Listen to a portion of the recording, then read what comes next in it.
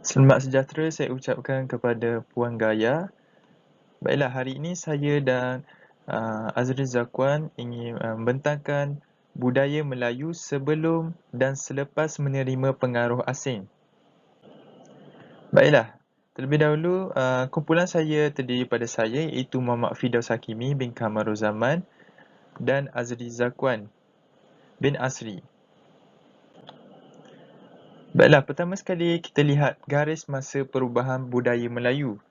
Pertama, budaya Melayu sebelum menerima pengaruh asing dan dia pergi kepada budaya Hindu, pedagang, budaya Islam, penyebaran Islam di tanah Melayu. Yang ketiga ialah budaya Barat, zaman penjajahan. Dan yang keempat, budaya Cina, iaitu migrasi semasa zaman penjajahan. Dan yang terakhir ialah budaya Melayu, iaitu selepas menerima pengaruh asing. Baiklah, saya akan menceritakan secara terperinci berkaitan dengan budaya Melayu sebelum menerima pengaruh asing. Baiklah, perkembangan dan perubahan budaya Melayu sebelum menerima pengaruh asing. Baiklah, kita pergi kepada yang pertama ialah sosiopolitik sebelum menerima pengaruh asing. Kita lihat dulu apa itu sosiopolitik sebenarnya. Sosiopolitik adalah segala perkara yang berkaitan dengan masyarakat dan sistem politik. Sosiopolitik Melayu sebelum menerima pengaruh asing adalah merupakan sebuah fasa dalam sejarah di mana masyarakat yang mendiami alam Melayu secara mandiri tanpa pengaruh besar dari budaya atau pemerintah asing. Ini menurut Jubat et al. 2021. Jadi maksud Jubat et al. 2021 ini dia menyatakan bahawa pengaruh asing pada masyarakat sosiopolitik Melayu ni dia tidak menerima apa orang kata pengaruh besarlah daripada pemerintah asing pada ketika itu. Jadi mereka ni hidup secara mandiri. Maksudnya tiadanya pusat pemerintahan dan kemudian masyarakat ketika itu berkehidupan di sudut perkampungan atau pesisir pantai.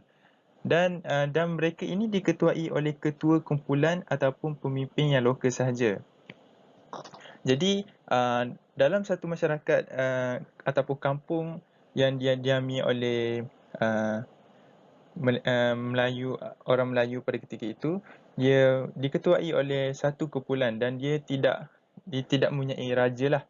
Jadi masyarakat Melayu kuno ni memiliki sistem sosial yang sederhana dan tidak sistematik.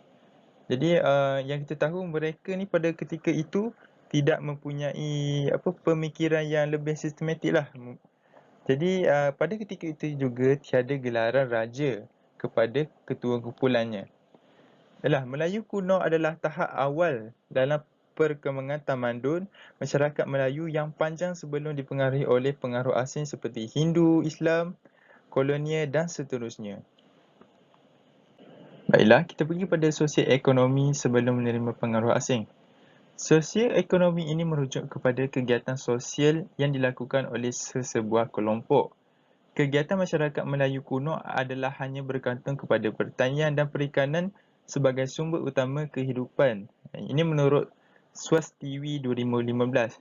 Baiklah, yang kita sedia maklum bahawa pada ketika itu, sosial ekonomi yang dijalankan oleh orang Melayu kuno ini, dia hanya bergantung kepada pertanian dan perikanan dan dia lebih kepada alam sekitar lah. Baiklah, yang kita sedia maklum, mereka ini kebiasaannya tinggal di kawasan perairan seperti di kawasan sungai. Jadi dekat situlah mereka membuat pertanian dan mencari sumber perikanan seperti ikan dan lain-lain lagi lah sebagai sumber makanan mereka. Ialah pada ketika itu tiada proses perdagangan yang sistematik. Maksudnya tiada proses perdagangan yang sistematik ni bermaksud tiadanya jual belilah antara mereka. Dan pada ketika itu juga tidak mempunyai kutipan zakat. Jadi yang kita tahu kutipan zakat ini merupakan pengaruh Arab lah. Dia yang menceritakan berkaitan dengan kutipan zakat ni kepada orang Melayu kuno lah. Jadi masa tu tetapi di waktu zaman kegiatan Melayu kuno ini tiada lagi pengaruh asing lah.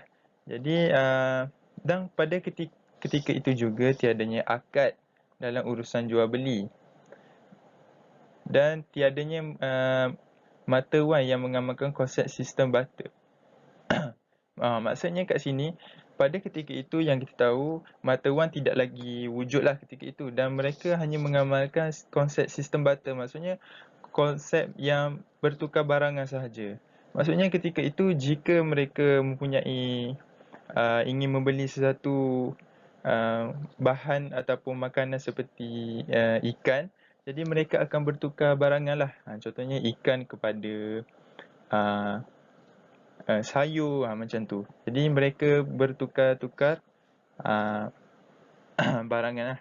Jadi pada waktu itu juga tiadanya berlaku perpecahan terhadap ekonomi dan tiadanya kutipan cukai. Jadi yang kita tahu masyarakat Melayu kuno ni dia tidak lagi berfikir secara kreatif lah untuk menghasilkan ekonomi yang baik pada ketika itu. Jadi tiadanya kutipan cukai lah untuk rakyat ataupun orang bawahan mereka.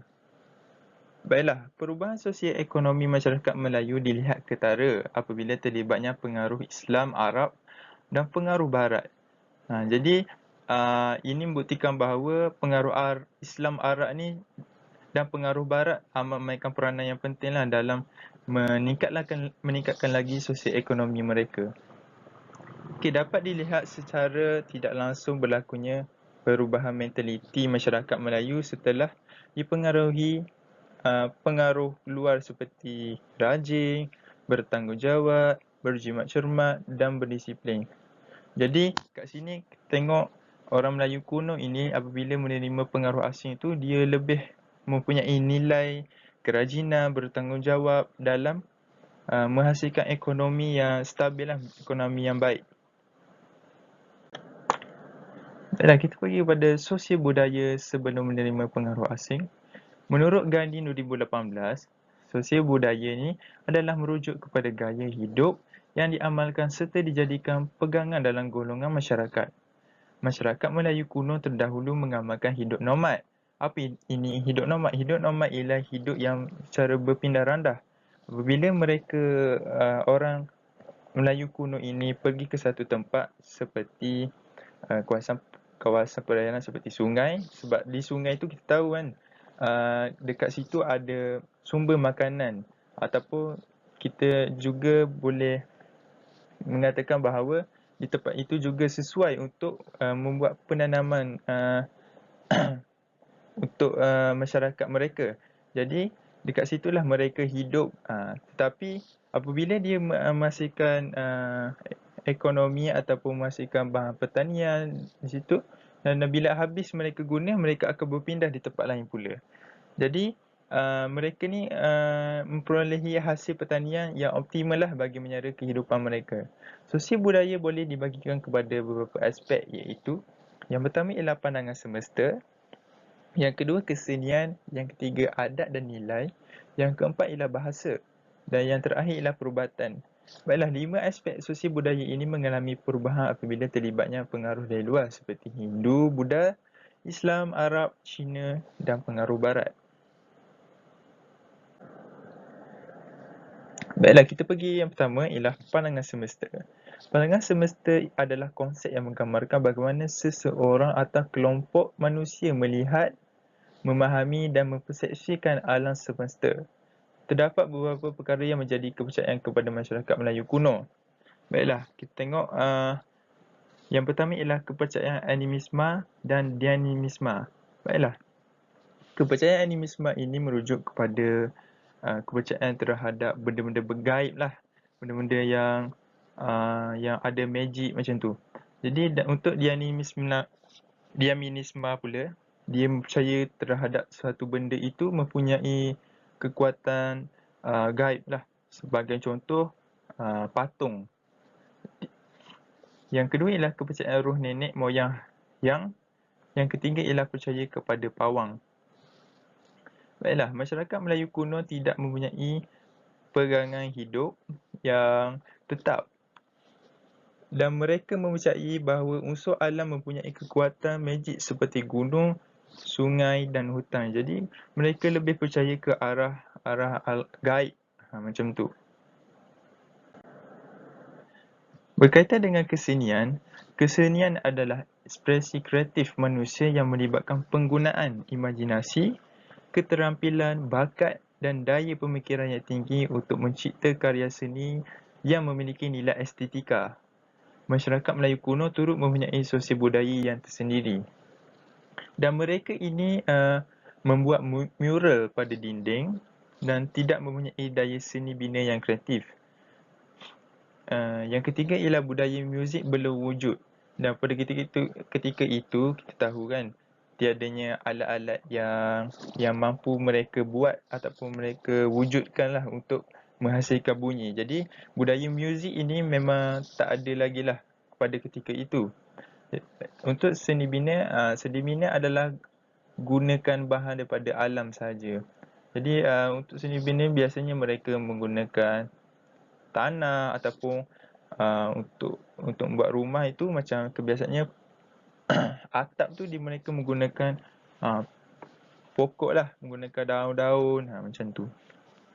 Jadi itu menunjukkan bahawa karya seni mereka ini amat berkurang lah untuk berbanding selepas pengaruh asing tu.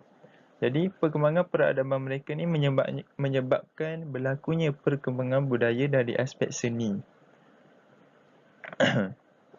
Pengaruh luar banyak menyebabkan berlakunya asimilasi budaya, kemudian diserap masuk menjadi sebahagian daripada budaya Melayu.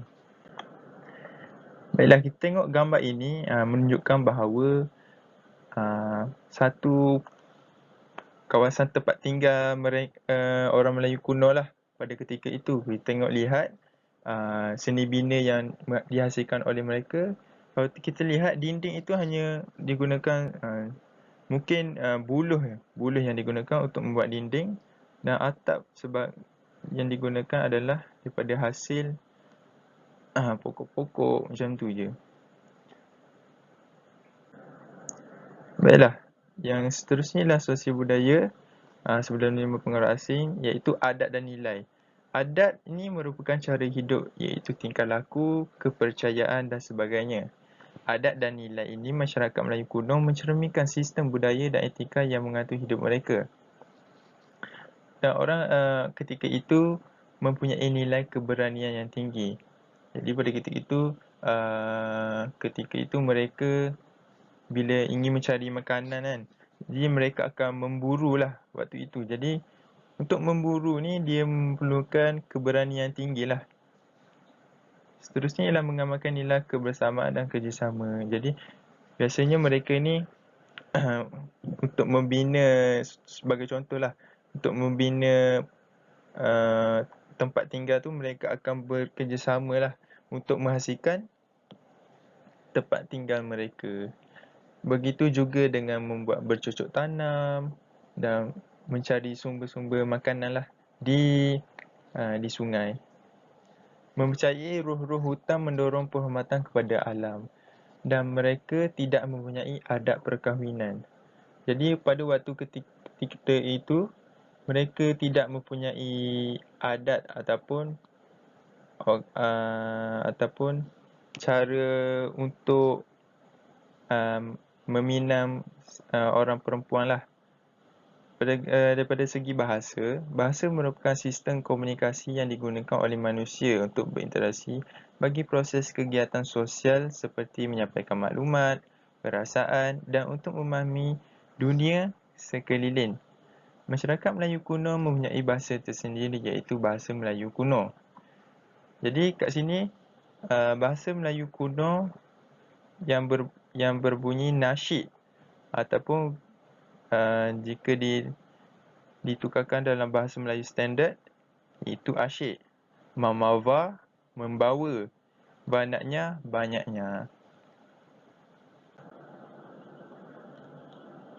Perubatan. Perubatan masyarakat Melayu kuno merupakan sistem perubatan yang diamalkan oleh mereka. Dan mereka ini berpengetahuan tentang tanaman ubat. Jadi mereka ini sedia kita tahu mereka ini bercocok tanam. Jadi mereka ini sememangnya mencari maklumat berkaitan dengan sesuatu tanaman itu. Okay. Jadi seterusnya ialah keyakinan kepada spiritual. Seperti kita tahu mereka ini mempercayai berkaitan dengan alam gaib, macam itulah. Jadi mereka ini lebih kepada spiritual ataupun untuk membuat sesuatu perkara itu dia lebih kepada percaya kepada alam gaib dan sebagainya. Jadi itu saja daripada saya. Terima kasih.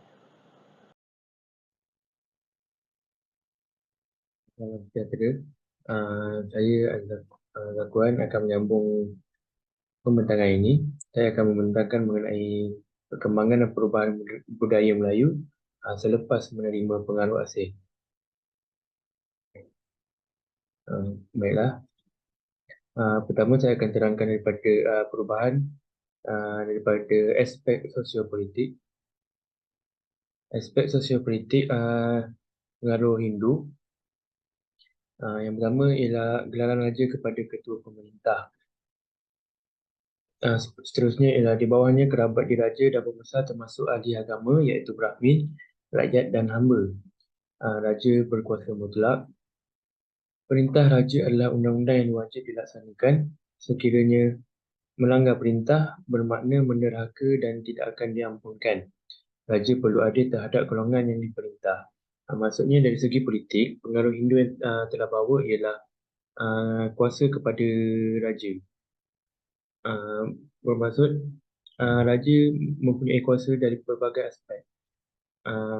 Raja merupakan jika diletakkan dalam sistem hierarki, raja adalah yang tertinggi.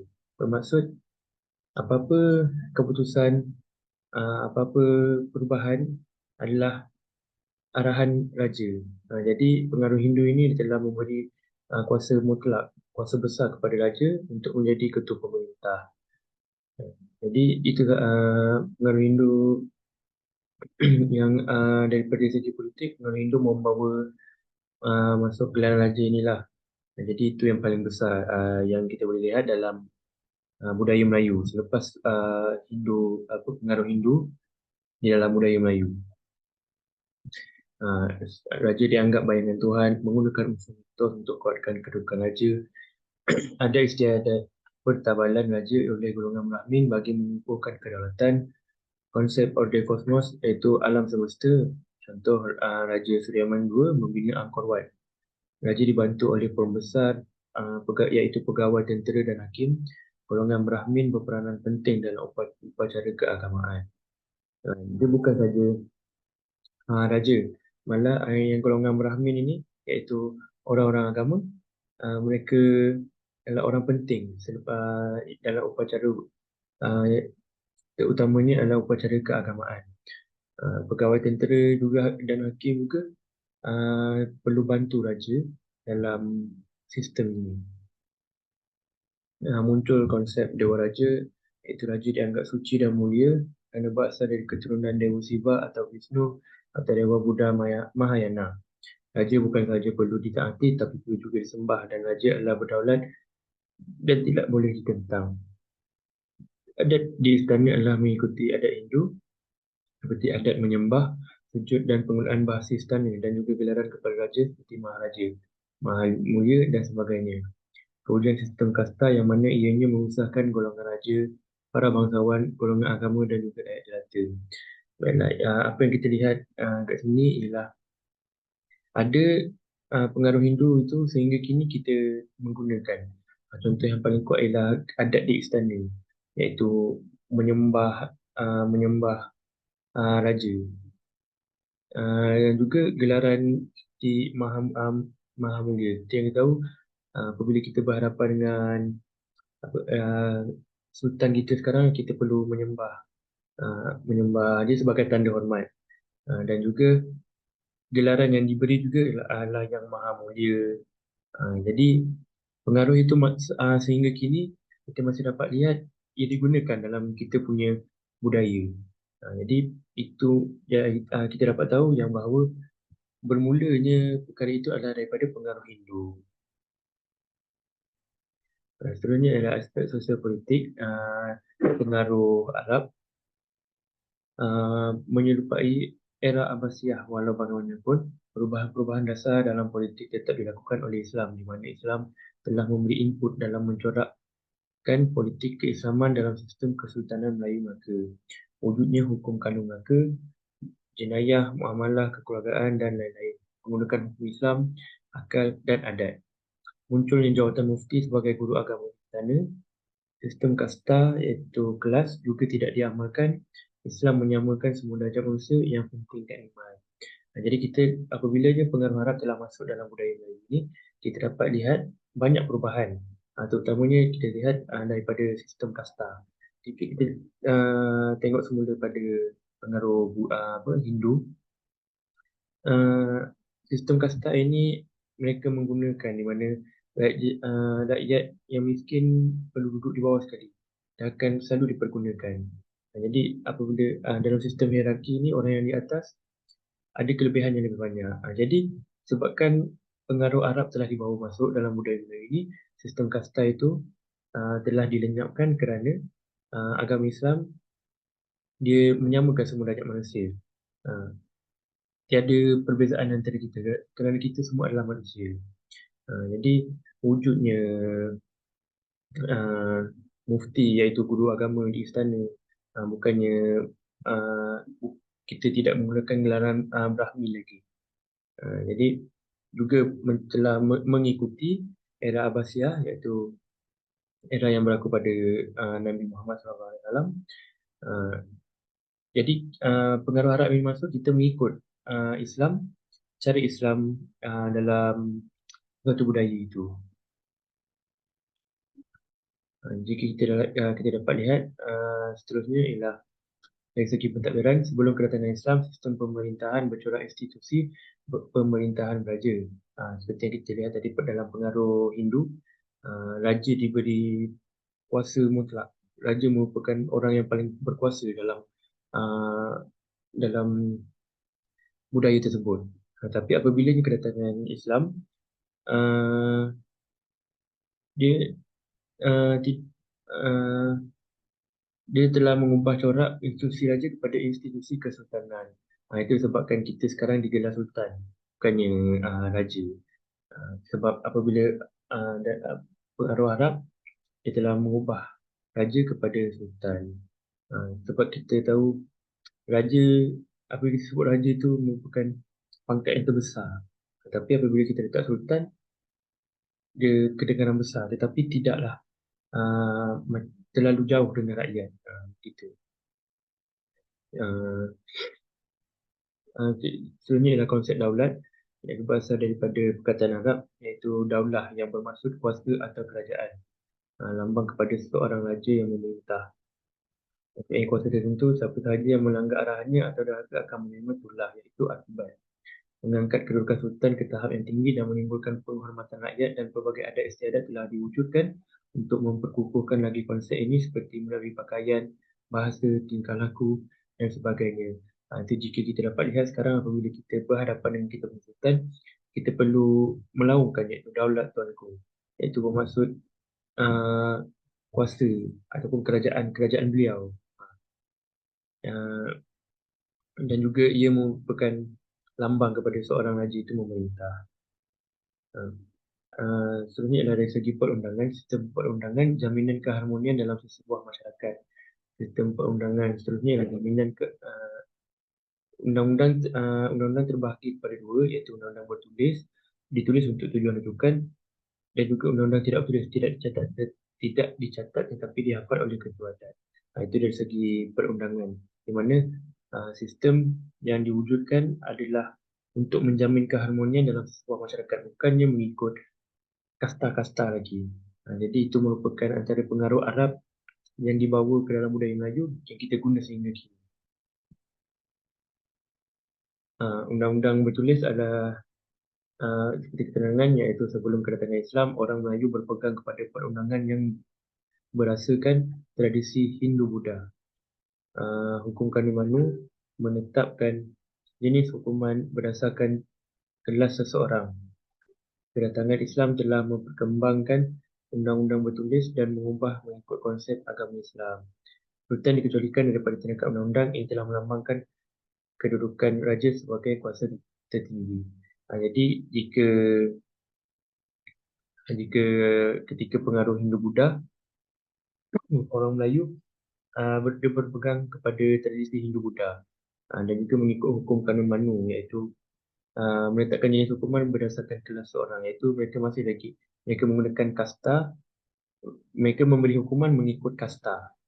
Tapi apabila datangnya Islam, iaitu pengaruh daripada Arab ini, dia telah memperkembangkan undang-undang bertulis dan mengubah mengikut konsep agama Islam. Jadi apabila pengaruh Arab ini telah datang, mereka pun mengubah daripada hukum kanun Manu menjadi hukum kanun Melaka, iaitu hukum kanun Melaka ini dan menjelaskan tentang tanggungjawab raja dan pembesar, pantang larang dalam masyarakat, hukum kesalahan jenayah dan kesalahan lahir, undang-undang keluarga dan juga masalah ibadat. Mereka juga ada wujudkan undang-undang Laut Melaka, iaitu nahoda kapal dianggap sebagai imam dan anak buah kapal dianggap sebagai makmum, menyatakan tentang perlakuan tanggungjawab dan hukuman tentang kesalahan yang dilakukan berkaitan dengan urusan kelautan. Jadi sebab kita tahu ketika pengaruh-pengaruh ini datang, Melaka berada dalam keadaan Melaka merupakan pusat perdagangan yang besar ketika itu. Jadi mereka mewujudkan undang-undang ini untuk mereka menyebarkan lagi agama Islam dengan cara mereka mewujudkan undang-undang Laut Melaka ini. Jadi kita tengok dalam isi yang terkandung dalam undang-undang Laut Melaka ini semuanya berkaitan dengan Islam. Seterusnya undang-undang tidak bertulis, iaitu adat pepatih yang diwujudkan oleh Datuk Pepatih Nur Sebatang daripada Pagar Gunung Sumatera. Adat pepatih ini sering digunakan di Negeri Sembilan. Dia bersifat matrilineal nasab, keturunan lebih mementingkan julai belahidu. Anak perempuan diberikan hak mewarisi harta. Ini adat pepatih di mana dia melebihkan kaum perempuan. Seterusnya ialah adat Temenggung, iaitu pengasasnya ialah Datuk Ketumanggung, berasal daripada Alembang, Sumatera. Ini adat Temenggung ini semua negeri di tanah Melayu menggunakan kecuali Negeri Sembilan, dan Negeri Sembilan menggunakan adat pepatih. Dia bersifat paralineal nasab, keturunan lebih mementingkan julai belah bapa. Anak lelaki diberikan hak mewarisi harta bertepatan dengan hukum faraid dalam Islam. Jadi bezanya adat pepatih dan Temenggung ini kita boleh lihat dengan senangnya ialah adat pepatih ni dia melebihkan pada perempuan, tapi adat Temenggung ini dia lebihkan anak lelaki. Jadi itu merupakan perbezaan daripada kedua adat inilah. Okay, sebenarnya saya akan menerangkan daripada segi sosioekonomi pula. Yang pertama ialah pengaruh Hindu-Buddha. Rakyat ataupun masyarakat daripada status bawahan yang terdiri daripada nelayan dan petani terpaksa membayar upeti yang berupa bentuk emas ataupun cukai daripada hasil pekerjaan mereka kepada raja melalui pengawal-pengawal raja yang dilantik khas untuk melaksanakan kutipan cukai daripada rakyat kelas bawahan. Seperti yang kita ingat tadi, ketika pengaruh Hindu-Buddha ini datang, dari segi ekonomi, rakyat dia perlu membayar. Lagi kasta bawahan ni, kerana mereka menggunakan sistem kasta, iaitu nelayan dan petani ni mereka dianggap daripada kasta yang terbawah. Jadi mereka perlu membayar cukai dan juga hasil mereka kepada raja, kerana raja merupakan ketika ini raja merupakan ketua dalam segala dalam sesuatu kerajaan itu. Jadi pengawal-pengawal raja akan mengutip hasil dan juga cukai daripada kasta bawahan ini untuk diberikan kepada raja. Dari aspek ekonomi masyarakat pertama tersebut tidak mampu menaik taraf kehidupan mereka kepada taraf yang lebih baik, dan susunan hierarki yang mengikut kasta adalah sebagai sebahagian daripada kepercayaan keagamaan. Jadi sebabkan kasta ni dia merupakan dalam kepercayaan agama Hindu-Buddha. Jadi disebabkan kasta ini, orang yang berada di kasta bawahan sukar untuk menaik taraf kehidupan mereka kerana mereka perlu membayar segala benda kerana mereka berada di bawahan. Jadi tetapi mereka merelakan perkara tersebut kerana itu merupakan uh, berada dalam kepercayaan keagamaan mereka. Jadi itu saja daripada pengaruh Hindu-Buddha. Seterusnya ialah pengaruh Arab. Uh, iaitu selepas pengaruh Hindu-Buddha datang, Arab pula yang menyebarkan pengaruhnya, iaitu sistem riba diharamkan sama sekali. Riba ini adalah satu benda yang kita boleh kata mengambil keuntungan lebih. Itu masuk riba. Contohnya, jika saya membeli sesuatu harga berharga RM2, apabila saya ingin menjualnya, saya meletakkan harga RM20, di mana 10 kali ganda daripada yang saya beli. Itu riba. Dia mengambil untung yang terlampau banyak. Itu masuk riba. Pengambilan untung yang terlalu besar daripada harga yang dibeli. Jadi sistem riba ini dia telah diharamkan, di mana mereka perlu menjual dengan harga yang berpatutan dengan harga yang mereka borong. Seterusnya ialah mewajibkan zakat, menubuhkan baitul mal dan untuk menagihkan zakat. Zakat ini pula, zakat dia merupakan salah satu cara dalam Islam untuk membantu membantu manusia yang lain. Jadi zakat ini wajib dibayar oleh orang yang berkemampuan dan mempunyai harta. Jadi mereka wajib membayar zakat supaya kesenangan mereka itu dapat dikongsi bersama dengan orang-orang yang susah.